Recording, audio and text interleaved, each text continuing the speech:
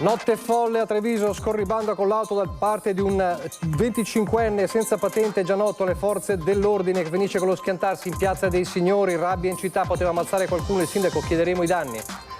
Era già stato allontanato dalla zona rossa e a Villorba domenica scorsa aveva appiccato un rogo nell'azienda che l'aveva licenziato. L'appello, soggetto pericoloso, va fermato.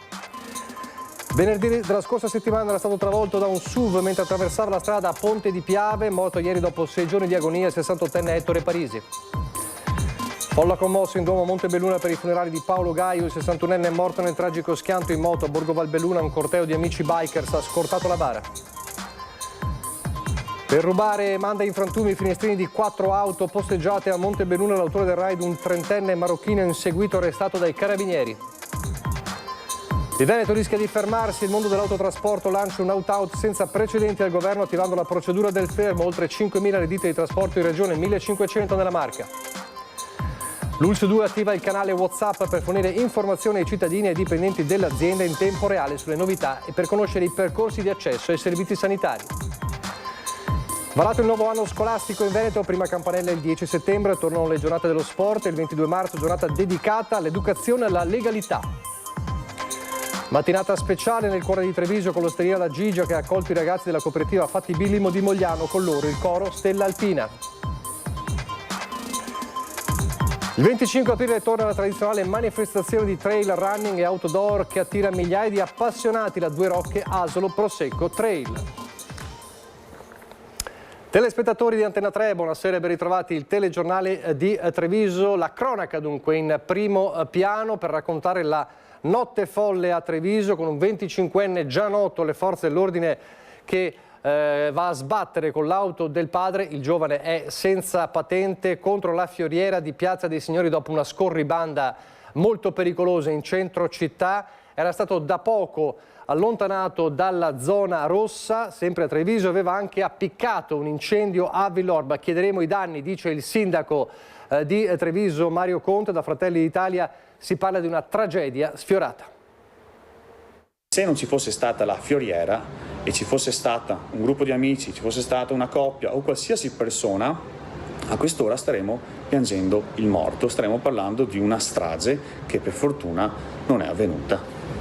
Una traiettoria come impazzita nel salotto buono della città ha portato un 25enne kosovaro a sbattere contro la fioriera di Piazza dei Signori. Non un incidente come tanti, ma l'epilogo di una notte folle. Il giovane, che non ha mai conseguito la patente, stava guidando l'Audi A3 del padre, probabilmente lanciata a folle velocità lungo Calmaggiore. È l'1:30 di notte, in giro non c'è quasi nessuno, l'impatto è devastante, la fioriera viene completamente distrutta. Sul posto arrivano polizia e carabinieri, c'è chi racconta di aver visto il 25enne fare delle flessioni a terra dopo essere uscito dall'abitacolo. Si tratta di un soggetto noto alle cronache, non solo è stato allontanato recentemente dalla zona rossa, ma è lui che domenica scorsa a Villorba ha appiccato le fiamme nel ripostiglio di un'azienda, e questo per ripicca dopo essere stato licenziato. Lo stesso Alberto Ciamini, consigliere comunale a Treviso, è stato allertato da un passante. Gli interrogativi sono tanti. Questo soggetto è incredibile come non sia collocato in una struttura di recupero, nonostante sia già noto alle forze dell'ordine. Fatto inaccettabile, dice il sindaco Mario Conte, che se da un lato è pronto a chiedere i danni, dall'altro auspica che il 25enne venga messo in una struttura così da non costituire più un pericolo per la comunità. Il dibattito va oltre la cronaca. Noi chiaramente rimaniamo fedeli alla impostazione della legge Basaglia, però è oggettivo che bisogna cominciare a porsi come riuscire ad affrontare queste situazioni di queste persone che rischiano appunto di nuocere a se stesse e agli altri e che necessitano di una attenzione e una cura che non può essere semplicemente lasciata, come dire, agli strumenti che adesso sono a disposizione. Nel frattempo l'uomo è a piede libero, si procede per guida senza patente, negativo l'alcol test, l'Audi è stata posta sotto sequestro. 6 giorni di agonia e poi purtroppo il decesso. Parliamo del pensionato 68enne che venerdì della scorsa settimana era stato travolto da un SUV mentre attraversava la strada a Ponte di Piave. La situazione era un po', sembrava inizialmente tranquilla, avevo visto l'incidente qui davanti e probabilmente al primo momento sembrava una situazione un po' che doveva così, classico intervento da pronto soccorso, ma niente di così gravoso. Francamente no, perché di solito sono successi ancora degli episodi di fronte qui al municipio, nell'attraversamento qui davanti, però si sono tutti risolti con piccole ferite, insomma, con lievi danni, insomma, ecco. Nessuno si aspettava un epilogo del genere a Ponte di Piave, dove Ettore Parisi, 68 anni, è morto dopo quasi una settimana di agonia. L'investimento venerdì 10 aprile all'imbocco di Piazza Garibaldi, travolto da un'auto che probabilmente stava svoltando dalla strada principale, la Postumia. I segni a terra raccontano la traiettoria di un impatto ancora da decifrare, i fiori legati al palo di un'assenza che pesa sull'intera comunità. Parisi viveva da tempo con la famiglia in via Chiesa a Negrisia. Non mi resta che purtroppo porgere le condoglianze da parte di tutta la cittadinanza di Ponte di Piave a sto signore che purtroppo ha avuto, e alla famiglia che ha avuto questa grande disgrazia. Con la morte di Parisi si aggrava la posizione dell'uomo alla guida del SUV, una Hyundai Tucson. Si tratta di un 42enne albanese, anche lui residente a Ponte di Piave. Indaga la polizia locale, la cautela è massima. Stiamo procedendo con testimonianze e con la videosorveglianza, però ripeto, non posso dire nient'altro. Dopo il ricovero al Cafoncello, Parisi è morto nella giornata di mercoledì. Le sue condizioni si erano aggravate giorno dopo giorno. Domenica la comunità di Ponte di Piave aveva pregato per lui durante la celebrazione delle comunioni. In chiesa il parroco ha dato anche una preghiera per questo signore perché sembrava appunto grave.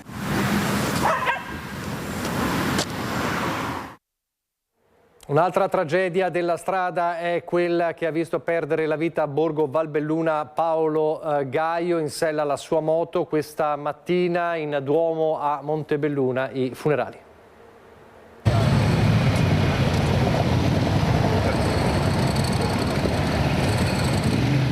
Un corteo di amici ha scortato l'ultimo viaggio di Paolo Gaio, morto a 61 anni martedì scorso a Marziai, mentre in sella alla propria moto stava rientrando dal turno notturno nella fabbrica dove lavorava. Ad attenderlo nel Duomo di Montebelluna una piccola folla di amici e conoscenti, tutti con gli occhi lucidi per aver perso una persona unica nella sua bontà. Ad officiare la cerimonia Don Antonio Genovese, che ha ricordato come solo qualche mese fa nella stessa chiesa si erano tenuti i funerali della mamma di Paolo. Lo ricordiamo pochi mesi fa, che abbiamo salutato Tiziella, l'abbiamo accompagnata incontro al Signore. Lo ricordiamo con affetto, come una persona buona, umile, educata, nel cuore grande, con il sorriso sempre e la sua gentilezza con tutti. Paolo, che non si era mai sposato e stava per arrivare alla pensione con tanti progetti da realizzare. La passione per la moto, mancava poco, caro Paolo, la tua pensione. La stavi aspettando, pensando e progettando che cosa poter fare. Poi Don Antonio ha ricordato l'estremo gesto d'amore. Si è fatto amare nella vita, nel lavoro, ed ora continua la sua vita nel dono che ha fatto di sé delle corna, di altri organi, perché altri possano continuare a vedere e a vivere. Toccante infine la lettera che i fratelli Mauro e Luca gli hanno dedicato. Caro Paolo, chi ci conosce sa quanto tu, Luca ed io fossimo legati. Siamo cresciuti fianco a fianco, come la famiglia che eravamo. Assieme abbiamo affrontato 1000 ostacoli, sostenendoci a vicenda, sempre, e li abbiamo sempre superati. Buon viaggio, amico e fratello. Come dicevi sempre, non piangere perché parto, ma sorridi quando ritorno. E un giorno ritornerai.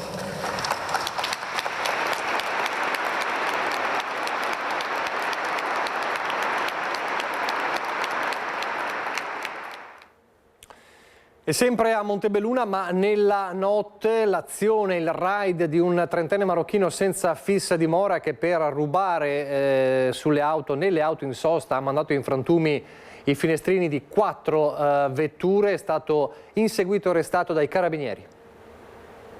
Ha spaccato i finestrini di 4 auto in sosta nella centrale via Manina a Montebelluna per rubare oggetti e qualche moneta custodite all'interno. La scorribanda notturna di un trentenne di origine marocchina senza fissa dimora è stata interrotta dall'arrivo di una pattuglia dei carabinieri del nucleo operativo radiomobile di Montebelluna. Alla vista dei militari il trentenne è scappato a piedi e dopo un inseguimento di qualche centinaia di metri è stato raggiunto e bloccato. L'uomo è stato così arrestato in flagranza con le accuse di danneggiamento e furti. I militari hanno poi accertato che il trentenne era già gravato da un ordine di esecuzione pena di 1 anno e 8 mesi dopo essere stato condannato per i reati commessi a Pieve di Soligo 3 anni fa di falso e di immigrazione clandestina. È stato quindi rinchiuso nel carcere di Treviso.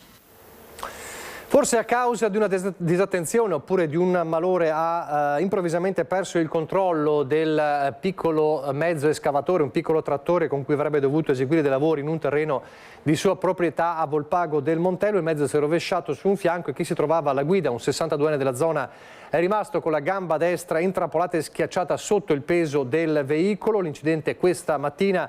Le urla dell'uomo hanno richiamato i presenti che hanno subito lanciato l'allarme al 118. Il 62enne, sempre rimasto fortunatamente cosciente, è stato estratto da una squadra dei vigili del fuoco del distaccamento di Montebelluna e poi trasportato all'ospedale sempre di Montebelluna. Intervenuti in zona anche i carabinieri. Lasciamo la cronaca per un attimo, c'è da parlare di economia, c'è da parlare dell'out-out ormai senza precedenti degli autotrasportatori verso il governo. Il mondo dell'autotrasporto veneto è pronto a fermarsi e quindi di fatto anche il Veneto rischia di fermarsi. Parliamo ovviamente della crisi carburante e ci sono 5.000 mezzi in azione dell'autotrasporto in Veneto, 1.500 soltanto nella Marca. La carenza di liquidità sta diventando drammatica. Le ragioni del fermo che Confesato Trasporti, che ha aderito al coordinamento di Unatras, sono il silenzio assoluto del governo sul caro carburanti. Hanno emesso dei decreti che sono inutili, inutilizzabili e hanno solo danneggiato la categoria. L'attacco più che diretto e dirompente e segna forse il momento più teso nei rapporti tra associazioni imprenditoriali e governo, con le categorie dell'autotrasporto che iniziano ufficialmente il conto alla rovescia, o arrivano sostegni concreti o si blocca tutto, compreso il Veneto, dove il comparto conta oltre 5.000 ditte. Lunedì verrà depositato il fermo, che sarà intorno al 20 maggio seguendo l'autoregolamentazione, sperando che le aziende non si fermino prima per mancanza di liquidità. Una corsa contro il tempo con la guerra in Iran che ha innescato una spirale pericolosa e certo non bastano i timidi spirali di pace di queste ore. Il tema è quello della liquidità immediata, dice la CGA di Mestre. Il vero nemico dell'autotrasporto non è soltanto il caro gasolio in sé, quanto lo sfasamento temporale tra pagamenti e incassi. Mentre il pieno di carburante va saldato immediatamente alla pompa o comunque entro scadenze settimanali o quindicinali, le fatture per i servizi resi vengono invece liquidate a 60, 90 o addirittura 120 giorni. Si devono quindi anticipare cifre enormi e questo su bilanci vincolati. Paolo Marcon, presidente della Confartigianato Trasporti di Treviso, sta presto a fare i conti qui tra i camion della sua azienda a Ponte di Piave. Il carburante fa parte del 30% dei nostri costi, perciò con gli aumenti recenti del 25% vuol dire che sulle nostre tariffe siamo intorno all'8-9% di puro aumento. Troppo importante per sopportarlo direttamente con le nostre aziende. Aziende che quindi rischiano di finire presto in rosso. Solo nella Marca sono 1.500, 13.000 circa gli addetti, spina dorsale dell'intera filiera economica, 2 le mosse urgenti. La cosa immediata che ci serve da domani mattina è che ci ritornino i 200 euro ogni 1000 litri di accise che avevamo già prima della crisi, che purtroppo ci sono state tolte con decreto del governo qualche settimana fa. Poi ci serve la liquidità per le nostre aziende, perché purtroppo con questi aumenti di costi siamo in difficoltà finanziaria. Potrebbe venire con la sospensione dei pagamenti, i contributi e quant'altro. Parlano di stanziamenti, ma sono tutte cose abbastanza volatili, al momento non abbiamo niente sul tavolo. Qui rischia di fermarsi l'Italia, qui rischia di fermarsi chiaramente anche la Marca trevigiana. Su ruota gira l'84% delle merci non solo di Treviso ma a livello nazionale, perciò capiamo quanto importanti siamo. Non vogliamo pesare, ripeto, la nostra non è una ritorsione, non è cattiveria verso il consumatore finale, ma è questione di sopravvivenza. Fermare i camion vuol dire fermare l'economia nazionale. E poi ci sono le famiglie alle prese anche con la crisi, con lo spettro della crisi energetica e non solo, anche le nuove sfide. Stamattina a Treviso un convegno per fare il punto della situazione, c'era anche la ministra Eugenia Roccella.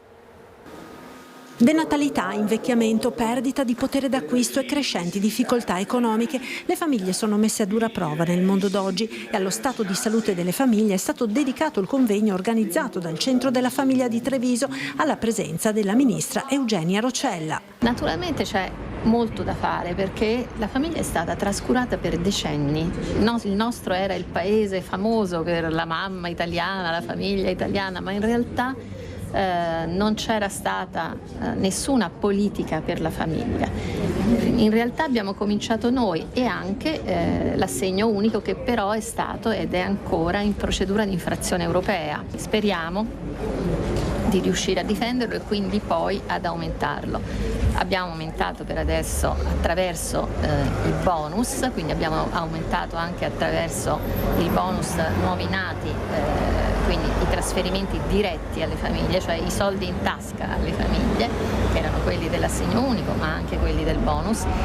E vorrei sottolineare che tutte le misure che abbiamo preso sono misure strutturali. Ed in un clima di sempre maggiore difficoltà e di incertezza arrivano le richieste per sostenere le famiglie. Chiediamo che comunque anche i sostegni che arrivino siano sostegni strutturali, nel senso che non debbano intervenire appunto solo ed esclusivamente in questi momenti di difficoltà o per famiglie che hanno delle difficoltà, ma proprio siano di sostegno genericamente alla famiglia, proprio perché ha queste grandi capacità e risorse.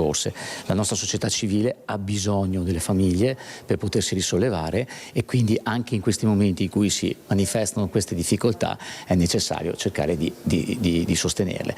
Si è parlato anche dell'importanza strategica di avviare in Veneto nuovi centri per la famiglia. Quello che ci è stato chiesto anche da parte del Ministro è che queste strutture siano proprio legate a un terzo settore nella coprogrammazione e nella coprogettazione, sulla quale abbiamo lavorato con gli ambiti, perché ci siano dei servizi di famiglie che sono con altre famiglie, di giovani con altri giovani, degli anziani con altri anziani, ma dei luoghi dove si incontrino insieme e che non seguano quella parte proprio legata alla fragilità in particolare, di cui ci sono i consultori che danno delle altre risposte, ma proprio delle occasioni di socialità, di essere messi insieme e di lavorare anche come associazioni.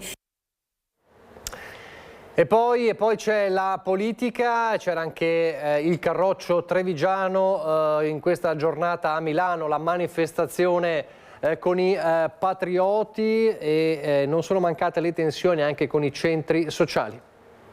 Quindi basta insicurezza, senza paura, padroni a casa nostra!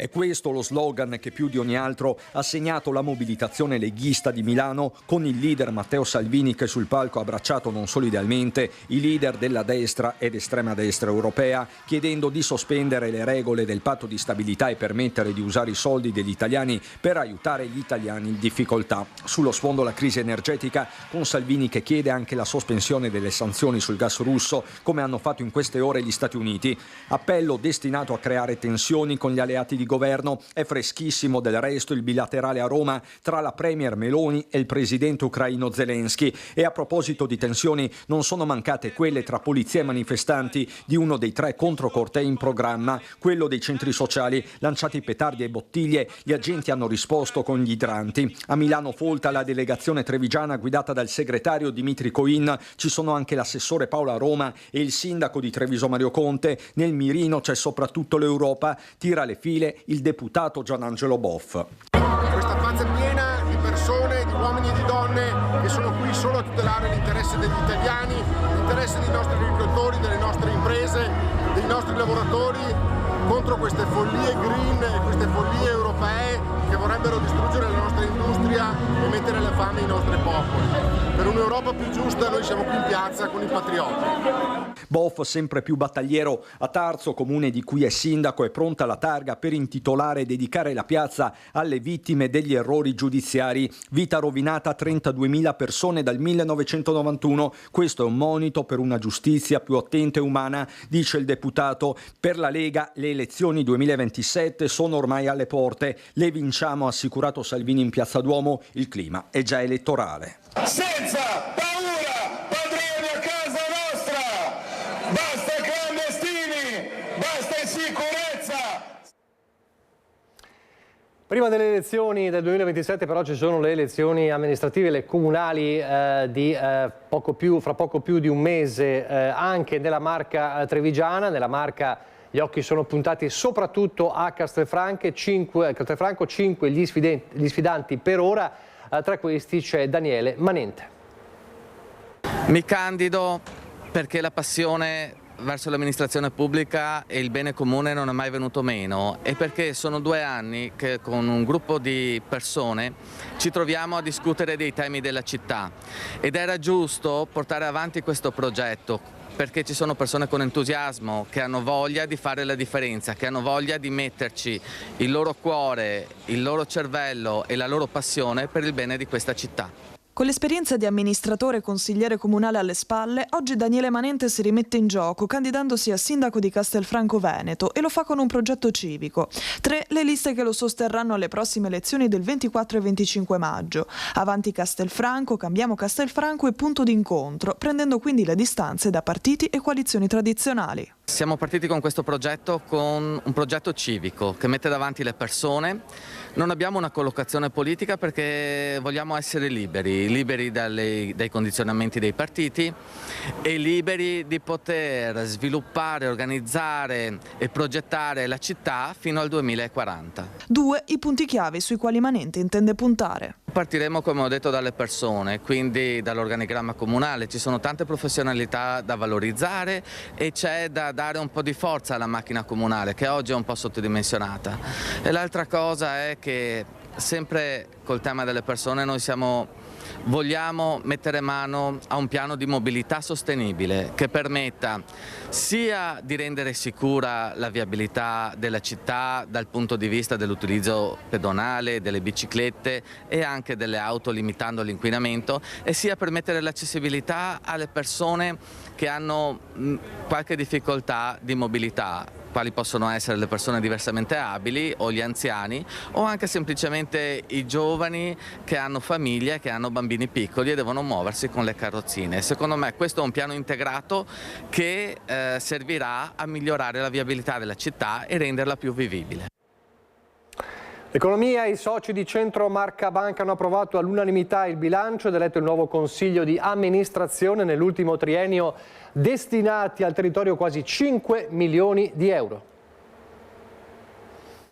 Bilancio approvato all'unanimità ed elezione del nuovo CDA, appuntamento importante per i quasi 12.000 soci di Centro Marca Banca, elezioni all'insegna della continuità. Tiziano Cenedese, confermato presidente, Massimo Benetello, vicepresidente vicario e Giacomo De Marchi, vicepresidente. Sul bilancio sociale della banca ha insistito Cenedese. Il bilancio sociale è quello che evidenzia esattamente la nostra visione, la nostra funzione di banca di comunità. Per quanto riguarda il bilancio sociale comprendiamo tutti i settori che vanno da quello culturale a quello un aiuto a persone meno fortunate di noi, allo sport, a tutto ciò che in qualche modo ha a che fare. Ecco, e quella è veramente quella che noi riteniamo essere la nostra vera funzione. Nell'ultimo mandato Centro Marca Banca ha erogato più di 5 milioni ad associazioni ed enti del territorio, a testimonianza dell'impegno dell'istituto nel proprio ruolo di credito cooperativo. Un impegno confermato dai numeri approvati. Centro Marca Banca chiude il 2025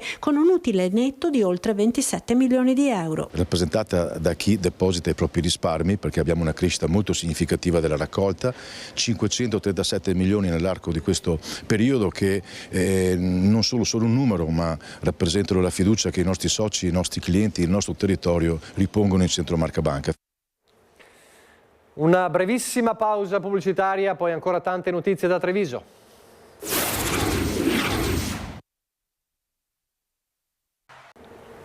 Rieccoci in diretta il telegiornale di Treviso. C'è una notizia di servizio molto importante sulla sanità, perché l'ULSS 2 della Marca Trevigiana ha attivato il canale WhatsApp per fornire informazioni ai cittadini e ai dipendenti dell'azienda in tempo reale sulle novità e conoscere i percorsi di accesso ai servizi sanitari. Iscrivendosi al canale, gli utenti dunque entreranno a far parte di una community in cui vengono forniti aggiornamenti sui servizi, avvisi su aperture straordinarie, variazioni d'orario, campagne di prevenzione e informazioni pratiche. Saranno forniti questi messaggi in maniera discreta attraverso un massimo di 2 messaggi al giorno. Vi ricordiamo che i canali WhatsApp sono separati dalle chat personali e quindi garantiscono la privacy degli utenti. Il numero di telefono e l'immagine del profilo di chi scrive non sono visibili né agli amministratori né agli altri follower. Per iscriversi al canale dell'ULSS 2 basta aprire WhatsApp, selezionare la scheda aggiornamenti in basso e cercare ULSS 2 Marca Trevigiana nella barra di ricerca, oppure utilizzare il link diretto ULSS 2 Marca Trevigiana canale WhatsApp. Dalla sanità alla scuola, perché è stato varato il nuovo anno scolastico 2026-2027, il calendario del nuovo anno scolastico per gli studenti delle scuole dell'infanzia, del primo e del secondo ciclo di istruzione del Veneto. Il nuovo anno inizierà giovedì 10 settembre, il termine delle lezioni è fissato il 12 giugno per le scuole primarie, medie e superiori e il 30 giugno per le scuole dell'infanzia. Lo ha deciso la giunta regionale. I giorni complessivi di lezione, tolti i giorni di festività nazionale e di sospensione delle attività didattiche, risultano 206 per le primarie, secondarie di primo grado e secondarie di secondo grado, 222 per le scuole dell'infanzia. Anche per questo anno scolastico è stata approvata la programmazione delle giornate dello sport l'11, 12 e 13 febbraio 2027 e poi il 22 marzo potrà essere dedicato ad approfondire temi legati all'educazione e alla legalità. Dunque c'è anche questa scelta importante, d'altronde era una anche delle mission del governatore Stefani, quella di tornare a parlare di legalità tra i giovani. Quindi 22 marzo ci sarà questa giornata dedicata all'educazione, alla legalità. Una mattinata invece speciale, torniamo a Treviso, nel cuore di Treviso, con l'osteria Alla Gigia che ha accolto i ragazzi della cooperativa Fattibillimo di Mogliano Veneto. Per tutti una mozzarella e una cedrata, con loro c'era anche il coro Stella Alpina. Che bella figlia, morilla mi fa, la casa del mio bene. Prima volta che vengo qua a mangiare la mozzarella in carrozza. Mi è piaciuta, mi sono divertita, ho mangiato e bevuto. Com'era? Buona. È stata buona la mozzarella in carrozza, sto bene con i miei amici di Fattibillimo, sono stupendi. Sono riusciti nel loro intento i titolari della Gigia, l'osteria simbolo di Treviso, regalare un momento di gioia alle ragazze e ai ragazzi di Fattibillimo, cooperativa di Mogliano diventata con il tempo un presidio fondamentale per la comunità e tante famiglie. A tutti la famosa cedrata e la celeberrima mozzarella in carrozza. Qui l'inclusione ha tutto un altro sapore. Spirito di solidarietà sicuramente, per rendere partecipi un po' tutte le persone che quotidianamente non hanno la possibilità di partecipare magari a certi eventi o di entrare in città liberamente, nel senso stanno sempre con queste strutture, quindi a volte è anche bello dare la possibilità a loro di partecipare a queste realtà un po' diverse dalla loro quotidianità. Una mozzarella per tutti. Sì, assolutamente, non si nega nessuno la mozza e cedro. Portare i nostri ragazzi in mezzo alle persone e fare un'attività sociale normalissima per tutti è una cosa meravigliosa. In più avere la mozzarella in carrozza squisita è veramente bello, molto.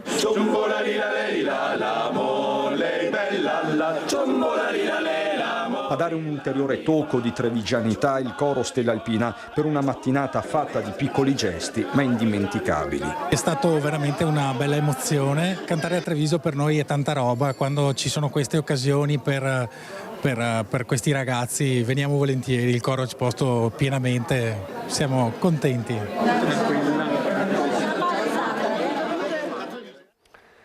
Torniamo a Montebelluna, dove questa mattina è stato benedetto il tiglio dei truffati di Veneto Banca, piantato volutamente a ridosso della stazione ferroviaria. Ricorderà a quanti lo vedranno l'odissea di 200.000 persone. Una grande, forse unica, battaglia culturale che è stata fatta in questi ultimi 50 anni. 200.000 persone che per 4 anni e mezzo hanno combattuto perché coloro che hanno defraudato i poveri li hanno costretti alla sofferenza interiore, qualcuno anche a suicidarsi.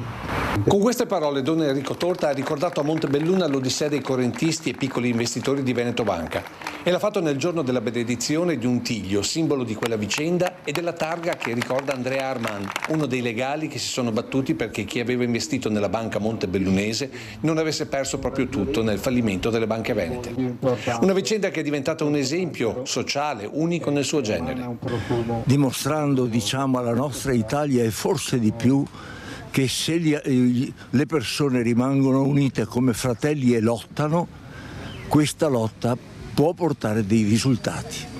Un albero, una targa, sono segni di una città che è stata al centro della vicenda e che non dimentica. Quindi è una duplice simbologia, per ricordare una persona che è venuta a mancare purtroppo troppo prematuramente, ma anche per non dimenticare le ferite che ha dovuto subire questo territorio. Un albero in un luogo a ridosso della stazione ferroviaria scelto perché chi passa in treno o in auto rifletta su quanto accaduto. La politica è stata assente in questa vicenda, che quello che è successo nel Veneto dovrebbe essere scritto nei libri di storia per ricordare che questo che è successo non succeda più. Tra i presenti anche un altro degli avvocati difensori dei truffati. Amaro il suo commento guardando cosa poi è successo con un'altra banca di fatto fallita, ma poi invece salvata dallo Stato. Vi è stato un preciso disegno politico che ha condotto a salvare Monte dei Paschi di Siena, che adesso addirittura ha acquisito Mediobanca, e a penalizzare le due banche venete. È un dato obiettivo. Quali siano poi le finalità recondite non sono in condizione di valutarlo, ma la circostanza mi pare che si commenti da sola. Ad Asolo adesso, per tornare a sorridere, per parlare dell'attesa di un evento che richiama ogni anno migliaia di appassionati. Il 25 aprile torna la Due Rocche Asolo Prosecco Trail. Un filo di sentieri tra vigneti e rocche, pronto ad accogliere migliaia di passi. Si alza il sipario sulla 54esima edizione della Due Rocche, da quest'anno ribattezzata Due Rocche Asolo Prosecco Trail. L'appuntamento è fissato a venerdì 25 aprile, quando da Via della Pace a Cornuda prenderà il via una delle manifestazioni outdoor più longeve del Veneto. Un evento capace di coniugare sport e territorio, attraversando i colli asolani e collegando idealmente la rocca di Cornuda a quella di Asolo. 6 percorsi in programma, dai 6 km non competitivi fino alla distanza regina di 42 km con 1800 metri di dislivello. Accanto alle proposte intermedie anche la 15 km con partenza da Asolo e la 22 km già sold out. Come novità quest'anno abbiamo innanzitutto il percorso 42 km che è la Marathon, che pensiamo sia un percorso che si adatta perfettamente alle nostre colline.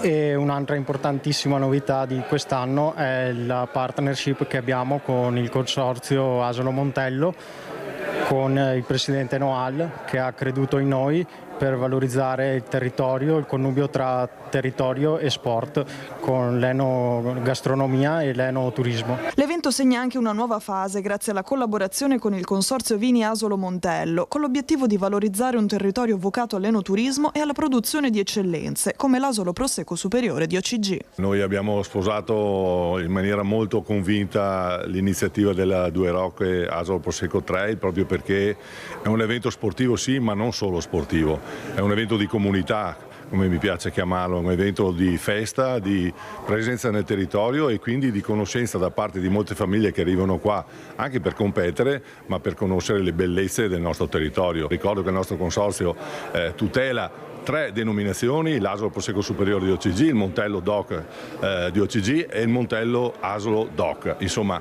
ce n'è per tutti.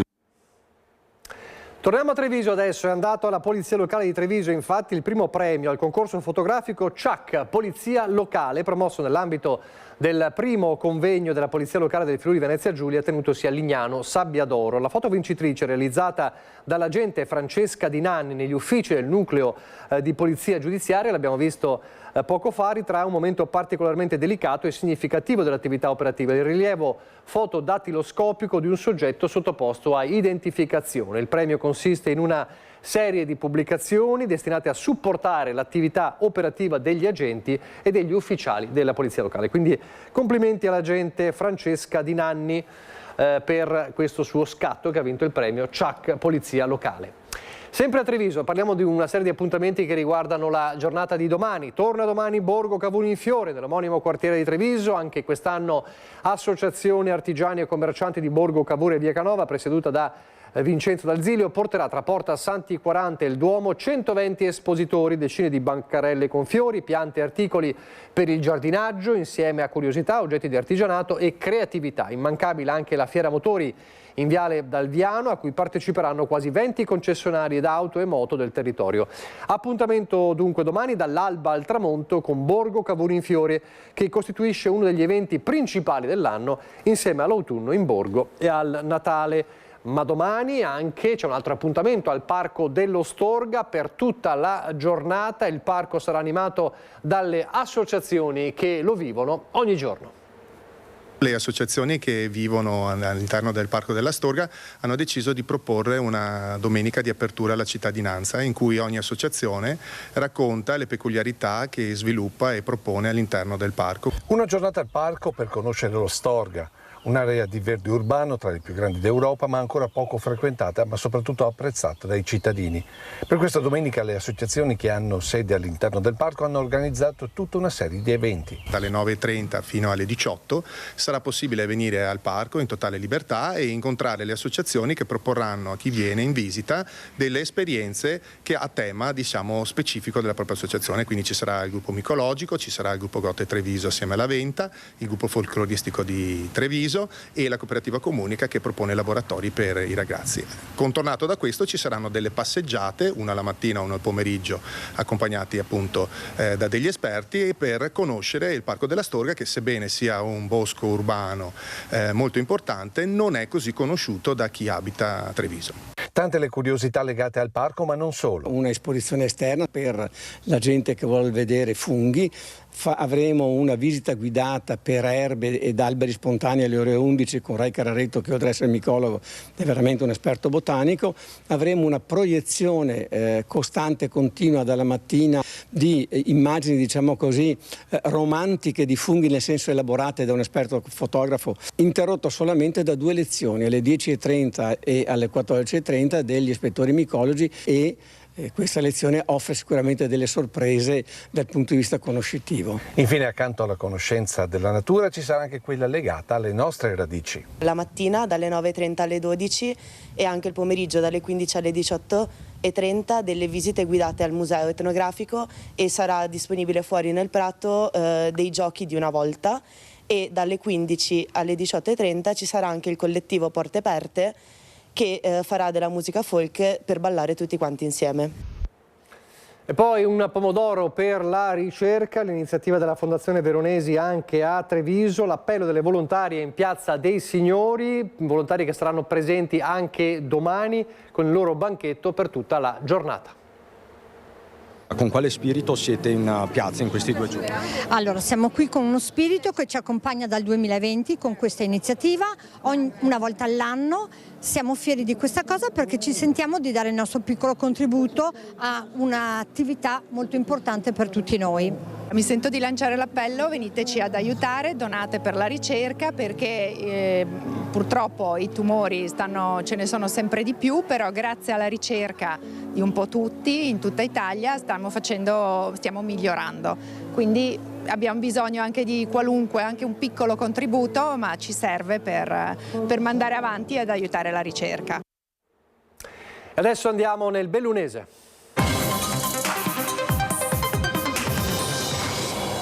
A partire dalla cronaca, con la notte movimentata nel centro storico di Feltre, e un giovane del posto nei guai, è caduto intorno all'1:30 in via Paradiso. Il ragazzo alla guida della sua auto è passato a velocità sostenuta vicino a un bar ancora affollato.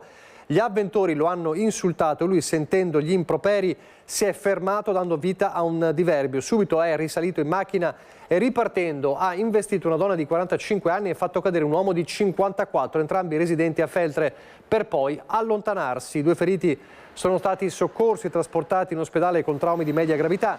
La scena è stata ripresa dalle telecamere. I carabinieri hanno identificato rapidamente il giovane, denunciato per fuga dopo incidente, omissione di soccorso e lesioni.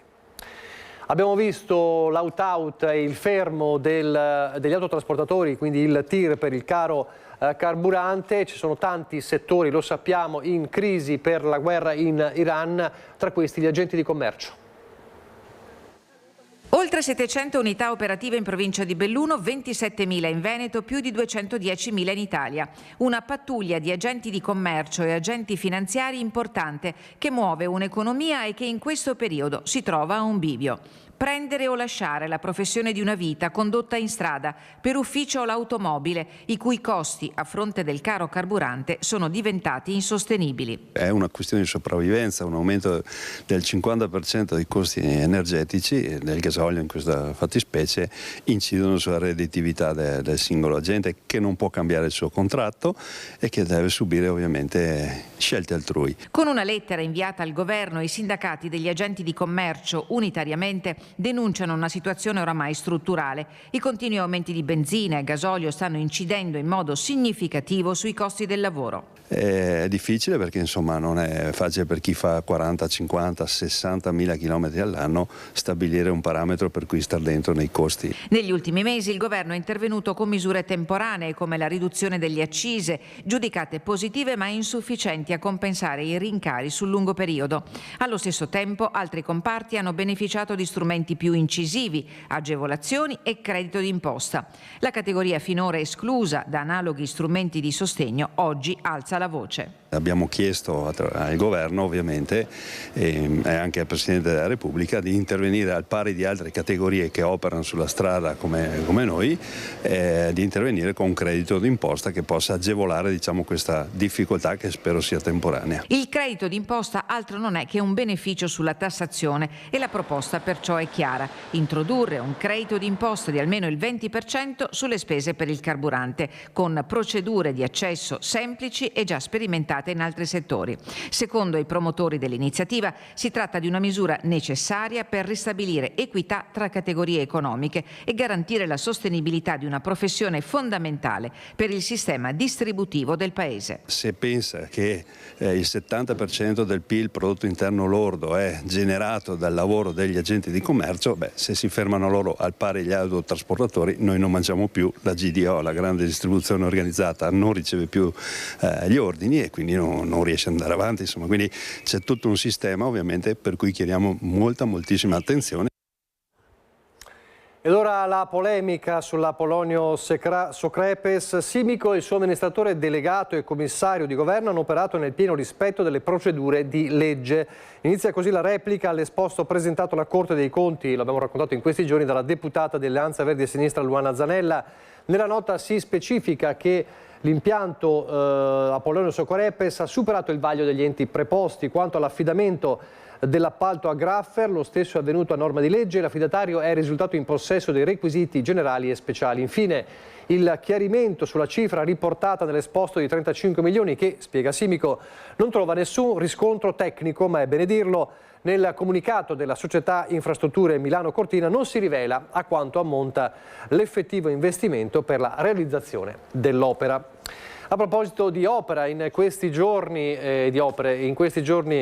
dal Vinitaly con Salvini e Stefani abbiamo raccontato della nuova viabilità del nord-est tra l'holding autostradale veneta e il prolungamento della Valdastico fino a Trento Sud, ma mentre si progettano collegamenti strategici la provincia di Belluno resta senza uno sbocco diretto. Si ridisegna la mappa delle infrastrutture nel nord-est dopo l'incontro al Vinitaly tra il ministro Matteo Salvini, il governatore del Veneto Alberto Stefani e il presidente della provincia autonoma di Trento Maurizio Fugatti. Sul tavolo la nascita di una holding autostradale e il prolungamento della Valdastico con sbocco a Trento Sud, ma dal bellunese arriva una voce critica. È una notizia quindi forse negativa per il territorio bellunese, perché rimane l'unico a questo punto ad essere un vicolo cieco del territorio veneto.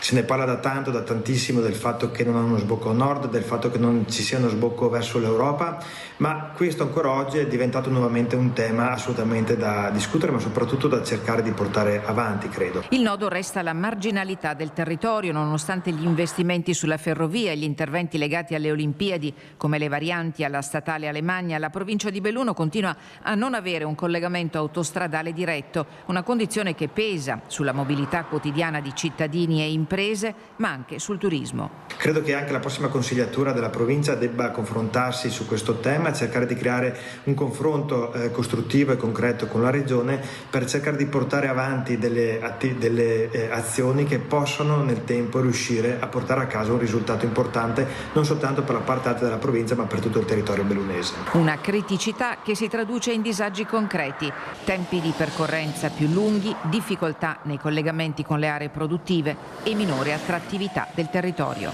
Attraverso l'autostrada, attraverso le vie di comunicazione si può anche combattere lo spopolamento, perché sia le imprese, i servizi, ma anche la possibilità di essere pendolari con una capacità, possibilità più agevole, può aiutare a combattere lo spopolamento. Ad Agordo, genitori che hanno perso un figlio trasformano il dolore in aiuto concreto e prevenzione. Si chiama Genitori Sempre. Il 24 aprile un'iniziativa aperta alla comunità al Pala Luxottica. Ad Agordo il dolore diventa impegno. Dal 2011 l'associazione Genitori Sempre riunisce mamme e papà che hanno perso un figlio e scelto di sostenersi a vicenda, trasformando un'esperienza personale in un messaggio per tutta la comunità. Nasce nel 2011 ad Agordo per volontà di alcuni genitori che avevano in comune la perdita di un figlio. Nasce per far fronte a un bisogno che molti di noi avevano trovato al momento della perdita. Un percorso di mutuo aiuto accompagnato anche da professionisti che gratuitamente supportano il gravoso percorso per affrontare le conseguenze di un lutto che cambia la vita. Genitori Sempre in questi anni si è messa a servizio della collettività con iniziative di prevenzione degli incidenti stradali. Per il prossimo 24 aprile è organizzato Stupefatto della compagnia di teatro civile Itineraria Teatro, che sarà presentato al mattino ai ragazzi di tutte le scuole dell'Agordino e la sera al Pala Luxottica a tutta la comunità. È uno spettacolo teatrale civile che rappresenta e intende sensibilizzare la comunità e i ragazzi che vi parteciperanno sul discorso della tematica dell'uso di stupefacenti e di sostanze in genere. Lo spettacolo dirompente che affronta il tema della droga è organizzato con il Comune di Agordo e il patrocinio dell'Unione Montana Agordina e unisce memoria, solidarietà e prevenzione, perché da una perdita può nascere una rete capace di aiutare gli altri. Sarà un'iniziativa secondo me che andrà ad arricchire la nostra comunità, e anche i due spettacoli proposti, uno rivolto ai ragazzi e uno rivolto a tutta la comunità, saranno sicuramente momenti particolari di approfondimento, di arricchimento e soprattutto di meditazione. È tutto per questa edizione da Treviso e Belluno, grazie per averci seguito, vi lascio al meteo, arrivederci.